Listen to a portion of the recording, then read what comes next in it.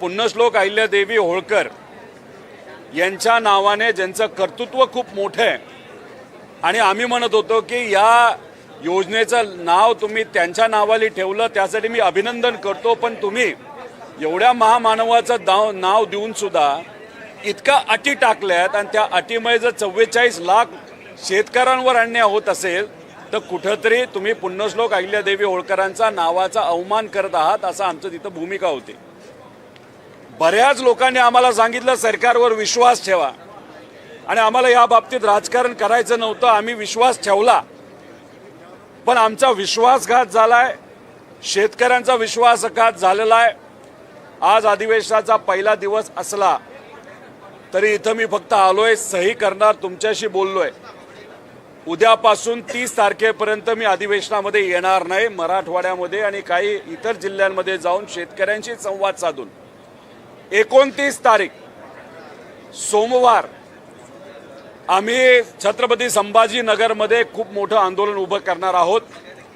त्यामुळे सरकारने आमचा विश्वासघात केलेला आहे, या सरकारला आम्ही सोडणार नाही, एक मोठं आंदोलन करू आणि सरकारला आजच सांगतोय 30 तारखेपर्यंत तुमच्याकडे वेळ आहे, तुम्ही या अटी काढा आणि या 44 लाख शेतकऱ्यांवर जो अन्याय होतोय तो तुम्ही त्या ठिकाणी थांबवा आणि असंच जर तुम्ही अपमान आणि अन्याय जर आमच्या शेतकऱ्यांवर करत राहणार तर हे तुम्हाला महागात पडेल। त्यामुळे 29 तारखेला छत्रपती संभाजीनगरमध्ये एक मोठा रास्ता रोको, एक मोठं आंदोलन हे आम्ही सर्वजण मिळून आमचा जो विश्वासघात केला आहे, शेतकऱ्याचा जो विश्वासघात केलेला आहे त्याच्या विरोधात त्या ठिकाणी आम्ही आंदोलन करणार आहोत आणि या शेतकऱ्यांच्या वतीने या सरकारला जाब विचारणार आहोत की हा अन्याय कशासाठी।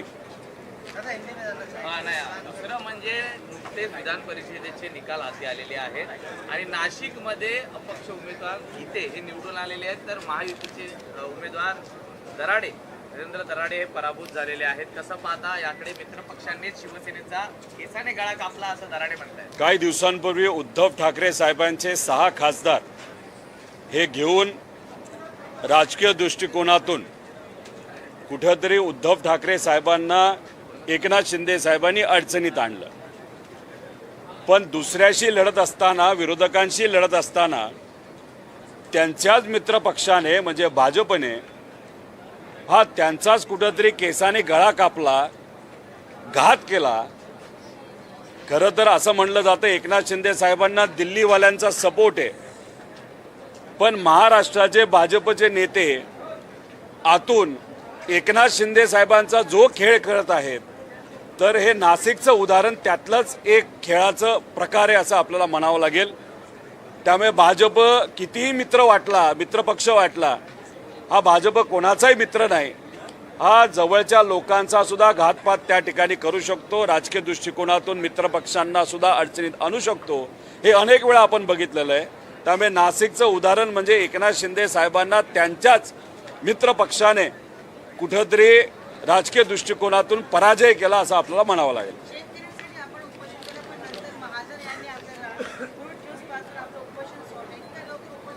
एक तर महाजन साहेबांच्या हातातून मी ज्यूस पिला नाही, मी पवित्र श्री नामदेव पायरीकडे जाऊन तिथे असणाऱ्या सामान्य परिवारातून जे वारकरी संप्रदायाचे लोक होते त्यांच्या हातून पेढा खाऊन मी तिथं उपोषण सोडलं।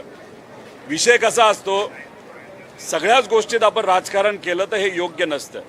त्यामुळे आमचा प्रयत्न होता मुख्यमंत्र्यांशी फोनवर बोलून आम्हाला जर शब्द दिला असेल तर राजकारण न आणता आपण ऐकलं पाहिजे आणि मग ते आम्ही ऐकलं, पण आमचा विश्वासघात झाला, शेतकऱ्यांचा विश्वासघात झाला आणि याचं उत्तर आणि याची किंमत या सरकारला 100% मोजावी लागणार, हे आम्ही या ठिकाणी तुमच्या समयांच्या माध्यमातून सरकारला इथं सांगत आहोत।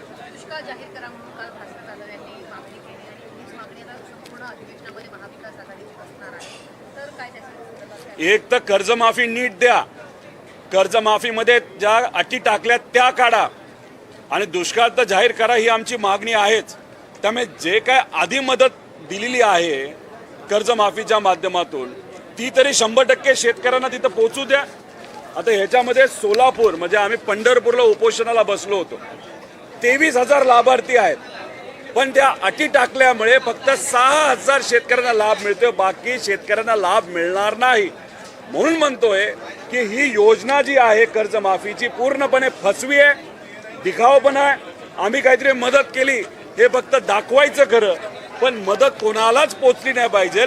पैसे कुठेतरी सरकारचे वाचले पाहिजे आणि ते वाचलेले पैसे कुठल्या तरी कॉन्ट्रॅक्टरच्या घशात घालायचे आणि त्यातून कमिशन खायचं, हे मात्र सरकारमधल्या नेत्यांचं ठरलेलं दिसतंय. सीएमने काल सांगितलं की बँकिंग पेपर्ससाठी काही अटी शर्ती घातलेल्या आहेत, मात्र जर त्या शिथिल करता येतील तर त्या संदर्भात आम्ही काही दिवसात निर्णय घेऊ. अरे पण कधी निर्णय घेणार? त्यासाठीच तर आम्ही उपोषण केलं होतं, आम्ही अन्नत्याग केला होता आणि त्यात तुम्ही म्हणाला होतं की आपण चर्चा करू. आम्ही चर्चा करायला तयार झालो, पण तुम्ही आम्हाला बोलवलं नाही. आम्ही जे म्हणतोय तुम्ही समजून घेत नाही. सुरुवातीला म्हणाले एक सुद्धा अट अशी चुकीची नाही, दुसऱ्यांदा म्हणाले 99% शेतकऱ्यांना फायदा होईल, नंतर म्हणाले 55 लाख पैकी 40 लाख शेतकऱ्यांना फायदा होईल. म्हणजे स्वतःच मुख्यमंत्री साहेब कुठेतरी दरवेळेस जेव्हा बोलायचे तेव्हा एकदा आकडा कमी करत चालले होते आणि परत काल म्हणाले की अटच नाही. आम्ही अट म्हणजे तुम्ही म्हणता अट नाही, पण याच्यामध्ये आपण जर GR बघितला त्या याच्यामध्ये अटी आहेत ना. शेतकऱ्यांना हे कळलेलं आहे आणि सोलापूर जिल्ह्याचं उदाहरण मी आत्ताच तुम्हाला दाखवून दिलेलं आहे. त्यामुळे या मुद्दामून अटी टाकल्यात, एखाद्या अधिकाऱ्याला जबाबदारी दिली, अधिकाऱ्यांनी AC मध्ये बसून शेतकऱ्यांवर अन्याय केलेला आहे. कुठंच या धोरणातून सर्व शेतकऱ्यांना फायदा होणार नाही. 44 लाख शेतकऱ्यांना 55 लाख पैकी हा अन्याय 100% त्या ठिकाणी होणार आहे आणि याची किंमत या सरकारला मोजावीच लागेल.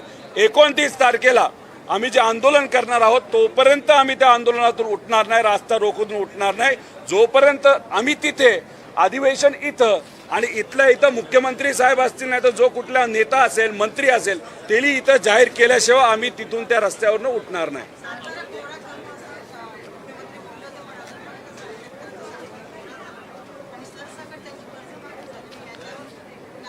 इलेक्शनच्या आधी भाजपचे आणि या सगळ्या नेत्यांचे दाखवायचे दात वेगळे असतात, इलेक्शन झाल्यानंतर ते दात वेगळेच निघतात. महिलांच्या बाबतीत सुद्धा लाडक्या बहीण योजनेचं आपण जर बघितलं असेल तर 1 कोटी महिलांची नावं कापली गेली. इलेक्शनच्या आधी ॲडव्हान्समध्ये पैसा दिला, 24,000 कोटी रुपये अशा लोकांना तुम्ही दिला की आता तुम्ही म्हणताय ते इल्लिगली त्यांना दिले गेले होते. मग 24,000 कोटीचं झालं काय? 1 कोटी महिलांचं नाव का कमी झालं? तसंच कर्जमाफी देऊ असं तुम्ही बोलला, थट्टा केली, नाही तर तुम्ही शब्द दिला आणि आता मात्र कर्जमाफी देत असताना इतक्या अटी टाकल्यात, त्यातून जर 90% शेतकरी वंचित राहणार असतील, 50,000पर्यंतचीच मदत मिळणार असेल, तर मग तुम्ही कशाला डंका पिटवताय की तुम्हाला 2 लाख रुपयाची कर्जमाफी दिली? हे फसवं सरकार आहे, फसवे नेते, बाकी यांना काही घेणं देणं नाही. आमचं म्हणणं आहे की बँकिंग सिस्टमला जर तिथं अडचण येत असेल तर मोदी साहेबांची प्रशंसा करत असताना असं का बोलला की राज्याचं जे काही कर्ज झालंय 10 लाख कोटीचं आणि देशाचं 200 लाख कोटीचं, ते जर मोदी साहेबांनी ठरवलं तर एका दिवसात आम्ही फेडू शकता. मग एवढी तुमची आर्थिक ताकद असेल तर मग दुसऱ्या बाजूला तुम्ही काय म्हणता नाही बँकिंग सिस्टम हे 37,000 कोटीमुळे कोलमाडू शकतात. त्यामुळे एका बाजूला प्रशंसा करताना मोठ्या मोठ्या गोष्टी करायच्या आणि गरिबाला मदत करण्याची वेळ येते तेव्हा म्हणता की बँकिंग सिस्टम कोलमडून जाईल. आमचं एवढंच म्हणणं आहे, शक्ती मार्ग जो 1,20,000 कोटीचा तुम्ही करताय त्यातून जे 40,000 कोटी तुम्ही भ्रष्टाचार करणार आहात ते थांबवा, सगळं नॉर्मल होतंय. पण ते नाही थांबवायचं. गुजराती कॉन्ट्रॅक्टर आणि आंध्राच्या कॉन्ट्रॅक्टरला मोठं करायचं, त्यांच्यावर पैसे ओरबाडायचे, तिजोरीवर ताण आणायचा आणि सामान्य लोकांना मदत करण्याची जेव्हा भावना नाही तर भूमिका तुमची जेव्हा येते तेव्हाच अटी टाकतात. हे कुठंतरी हे सरकार फसवं एवढंच आपल्याला म्हणावं लागेल.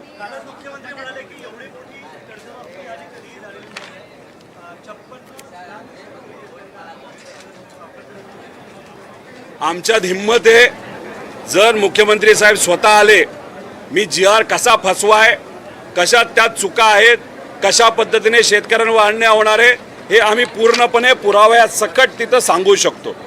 आता जेव्हा अतिवृष्टी झाली होती 35,000 कोटीचं पॅकेज जाहीर केलं होतं. मी स्वतः बोललो होतो 12,000 कोटीचा पुढे काय आकडा जाणार नाही.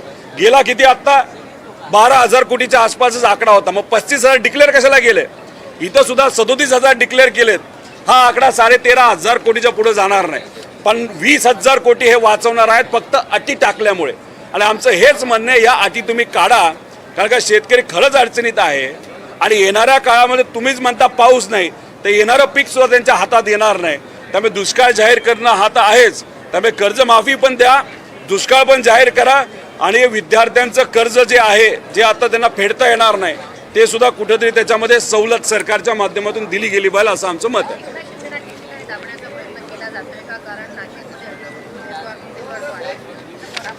एकनाथ शिंदे साहेबांना कळलेलं आहे की कदाचित त्यांच्या पाठीमागे दिल्ली आहे, पण दिल्ली सुद्धा त्यांच्या पाठीमागे कधीपर्यंत आहे? डिलिमिटेशनचा कायदा पास होऊच तर. एकदा डिलिमिटेशनचा कायदा पास झाला तर भाजपला कुठल्याच खासदाराची जरूरत नाही असं भाजपला वाटतं. पण झालं असं आहे की दिल्लीची मदत एकनाथ शिंदे साहेबांच्या पाठीमागे असली तरी महाराष्ट्राचे भाजपचे नेते मात्र एकनाथ शिंदे साहेबांचा गळा केसांनी कापत असताना आपण बघू शकतो. कालची प्रेस कॉन्फरन्स किती भारी झाली, हसत खेळत झाली आणि निकाल लागल्यानंतर एकनाथ शिंदे साहेबांना आत्ता कळलं असेल, अरे आपला तर गळा नीट राहिला नाही, आपला गळा केसारी कापून टाकला, त्यांच्या उमेदवाराला पाडलं आणि अपक्ष उमेदवार जो महाजन साहेबांचा जवळचा माणूस आहे त्याला मात्र त्या ठिकाणी निवडून आणलं. त्यामुळे हे फसवाफसवी जी आहे ती फक्त भाजपकडनंच होऊ शकते. भाजप कोणाचाच मित्रपक्ष नाही. भाजप हा नेहमी स्वतःचा विचार करणारा पक्ष आहे. अजितदादांच्या बाबतीत सुद्धा आपण बघितलं असेल, दादांना न्याय द्यावं यासाठी आमचा सगळ्यांचा प्रयत्न होता, अपेक्षा होती. भाजपचे जे नेते ते दादांना मित्र म्हणायचे, त्यांनी मात्र अजूनपर्यंत CBIला ते काय प्रकरण दिलेलं नाही. तपासाच्या बाबतीत सुद्धा काही झालं नाही. CIDचा उपयोग दारू विकणाऱ्यांना शोधण्यासाठी केला जातो, पण दादांच्या बाबतीत मात्र त्या ठिकाणी कुठेही तपास योग्य दिशेने जाताना आपल्याला दिसत नाही.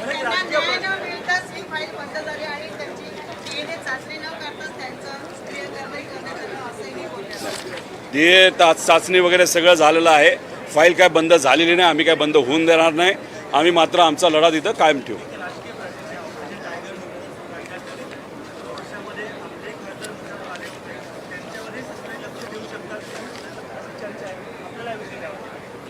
हे बघा, चर्चा तर कोणाची होऊ शकते.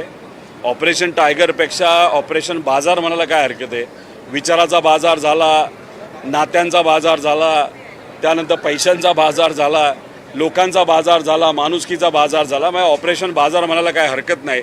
त्यामुळे पूर्णपणे आणि आता नाशिकचा निकाल लागल्यानंतर एकनाथ शिंदे साहेबांच्या पक्षाचा सुद्धा बाजार झाला असं आपला त्या ठिकाणी म्हणावं लागेल.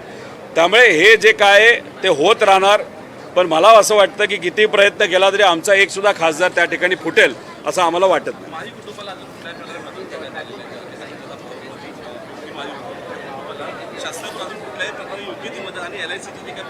एक तर त्या VSR कंपनीने 210 कोटीचा विमा हा विमानाचा आणि लायबिलिटी विमा तिथं काढला होता. त्यातून VSRला विमानाची किंमत 15 कोटी रुपये आणि त्याला पैसे कदाचित 200पेक्षा जास्त कोटी मिळू शकतात. आमचं हेच सरकारला म्हणणं आहे की माळी परिवार असेल, तो जाधव परिवार असेल आणि पायलटसुद्धा असतील, या लोकांना कुठं ना कुठंतरी त्या ठिकाणी आर्थिक लाभ त्या परिवाराला झाला पाहिजे अशी आमच्या सगळ्यांची मागणी आहे. पण झालं असं आहे, हे सरकार इतकं घमंडी आहे, हे विषय चर्चेत आणायलाच नको म्हणतात, हवेत मात्र त्या ठिकाणी गोळ्या झाडतात की हे आमचे मित्र होते, हे आमचं तसं. त्यामुळे दादांच्या बाबतीत तेच झालं, शेतकरी कर्जमाफीच्या बाबतीत तेच झालं, लाडक्या बहिणींच्या बाबतीत तेच झालं. त्यामुळे कुठं ना कुठंतरी हे सरकार फक्त न फक्त दिखावा करते, बाकी काही करत नाही असं आमचं प्रामाणिक मत आहे.